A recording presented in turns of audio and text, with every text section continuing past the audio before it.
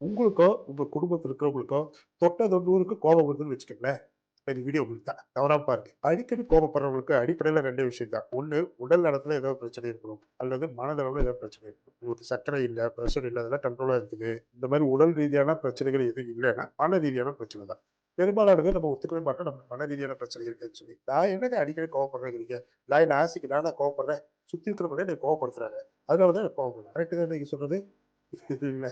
சுத்தி இருக்கிறவங்க என்ன பண்ணாலும், கோவப்படுறதும், படாததும் உங்களுடைய சாய்ஸ் தான். அதுக்கு ஒரு உதாரணம் சொல்றேன் கேளுங்க. உங்களுக்கு உங்க கால் சுண்டு விரல்ல அடிபட்டுருச்சு. டாக்டருக்கு போய் கட்டு போட்டு, ஊசி போட்டு மாத்திரைலாம் வாங்கி திருப்பி வரீங்க.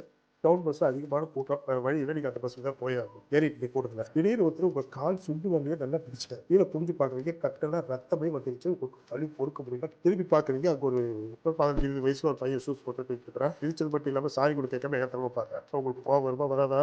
வரும். அப்ப என்ன சொல்லுவீங்க? திட்டுவீங்க. எப்படி திட்டுவீங்க?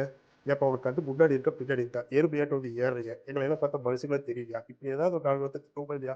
கோவப்படுறோம், திட்டுறோம். கரெக்ட்டா? ரைட். அதே மிதிச்சது யாருன்னு நிமிர்ந்து பார்க்குறீங்க. ஒரு போலீஸ்காரர் நிக்கிறாரு. இப்ப திட்டுவோமா? இல்ல. அதிகபட்சம் என்ன சார் பார்த்துட்டு இருக்கீங்களா சார் இப்படி போயிட்டு கால மிதிச்சிட்டீங்க சார் அப்படின்னு சொல்லி பம்பிட்டு தான் இருப்போம். அப்ப என்ன சொல்ல வரேன்? சிச்சுவேஷன் ஒண்ணுதான். நீங்க நினைச்சா கோவப்படலாம். நீங்க நினைச்சா அமைதியா இருக்கலாம். இவ்வளவுதான் விஷயம். ஸோ கோவப்படுறப்போ ஒவ்வொரு தடவையுமே இத யோசிச்சுக்கங்க.